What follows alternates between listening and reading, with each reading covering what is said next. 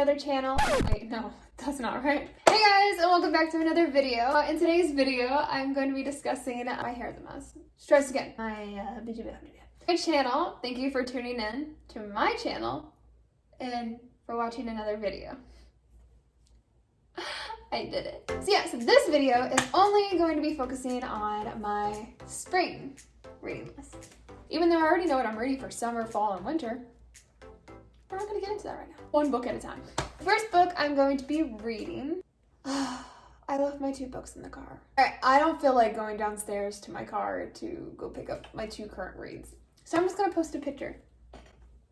The first book I'm going to be reading is called Badass and Making Money by Jen Sincere. Am I saying this right? My number one obstacle and goal is to make money and make more of it by doing the things I love. And this book is going to book Badass. By the way, I already read this book and it's amazing. I think I like it more than the first one. So I just want to reread it because I read it about a year ago and I want to reread it to really get inspired again by using the law of attraction and putting out good energy to attract things that I want in my life. And I don't know, making money and more of it, doing the things I love. So I want to get a jump start to the first book I read for 2020 is going to be this book. The second book is going to be by Jenna Fisher. It's The Actor's Guide, The Actor's Survival Guide. Again, these 2 books are currently in my car and I forgot to grab them and I don't feel like going to grab them. The second book I read, and it's basically Jenna from The Office, and we all know The Office is a hit. And it's basically her story of how she became an actor. It wasn't easy for her at all, and it's not easy for me at all, so it's nice to relate with someone who didn't get successful overnight and how she had to work at it in most of her 20s, and she was really broke, and I'm like, you're speaking right here, Jenna, you're speaking right here. I'm more of a self-help, benefiting, non-fictional kind of gal, but I kind of wanted this year focus a lot in on my fictional books. I have quite a lot of fiction, and I just want to, when I'm not working, escape into another reality and read and store it. Plus, I don't have any Wi-Fi, so getting on the internet is kind of difficult. The third book I'm going to be reading is going to be called this book called The Sunday Jar. And everything kind of ties into like a theme in a way. So the first 2 are going to be self-help books to help me. And then the second half of March are going to be these 2 books, and their theme is the grass is not greener on the other side. That you should be grateful for the life you do have. So The Someday Jar and Swapping Lives will tie up March. Someday Jar is a book. Lainey Howard figures she has the perfect man, the perfect job, and the perfect life. Then she stumbles across her old Sunday, the forgotten glass relic where she stashed all of her childhood wishes, no matter how crazy, that her father encouraged her to write down on the back of Chinese restaurant fortunes. She used to be fun once. What happened to her? Decides to throw caution to the wind and carry out everything she had once hoped to do, even if it means leaving her perfectly perfect life behind. I like that. Final week of March is called Swapping Lives. By the way, I got both of these books from Goodwill, so check out your local Goodwill. A successful Londoner and a comfortable Connecticut mom to travel across the world and switch lives. What it's like to be in each other's shoes, and then it's also one of those the grass isn't greener on the other side, and they want their old lives back, but also appreciate each other's lives, and that's just a good heart-filled. It actually reminds me of The Parent Trap in a weird way. Weird way.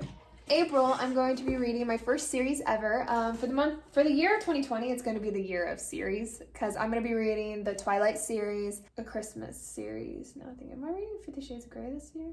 No, it's next year. And this summer, I'm going to be reading the Twilight series. Just going to throw that out there. That's my summer reading list, the Twilight series. And I'm going to be watching the now Netflix original movie, and it's To All the Boys. So I am going to read this, the second and the third. I'm going to be reading To All the Boys I Loved series. I'm going to be working a lot in March and April, so finding time to read, it's going to be fun. So this is going to be April. Put that on top of March. This is going to be my May and June. So I don't really have a set plan of which one is May and June. I have more of a strategic plan for the first 2 months, but the second 2 months of spring, I'm just going to be reading as much as I can. So the first book is How to Be Bad. And 3 girls who are completely different, 3 girls who couldn't be more different, have one goal in mind. Get the heck out of Dodge. Well, Niceville, Florida, actually. And they're just going to literally go on a road trip.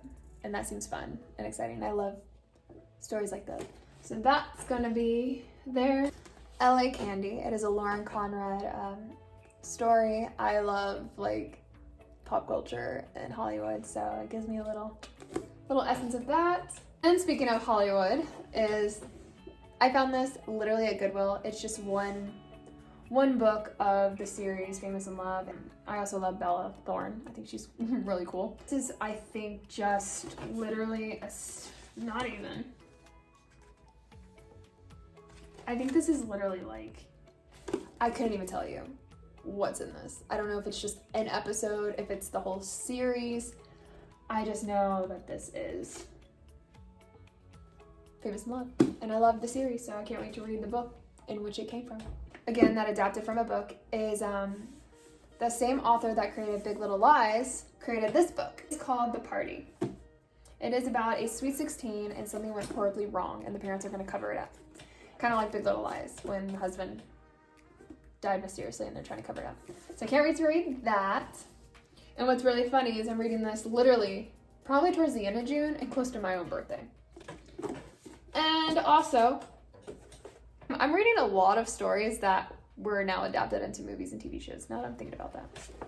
But another one that's now on Hulu is Finding Alaska. And I've held this on for years, and I think it's about time that I finally get around to reading it.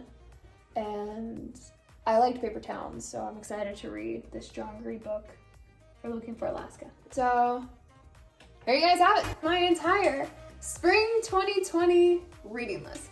It is a dozen books. Yes, 12, you heard that. I have 4 months, a book a week to accomplish the impossible and read a book a week. I never really allow myself to really dive into a good book anymore. I feel like that's time that I could be spent doing something else until I realized you need downtime. You need to read. It's good for the soul, and it's good for your eyes, and it's good for your brain. And it's good for creative people like me. What is your spring 2020 reading list? Please comment below what you are currently reading, what's a good book that I should read, and most of all, what is your spring 2020 reading list? And don't forget to subscribe, hit the notification bell, and like it, and stay tuned for another video. I don't know, I thought this was a good one. I like to see you in another video. I gotta get to reading. Bye guys.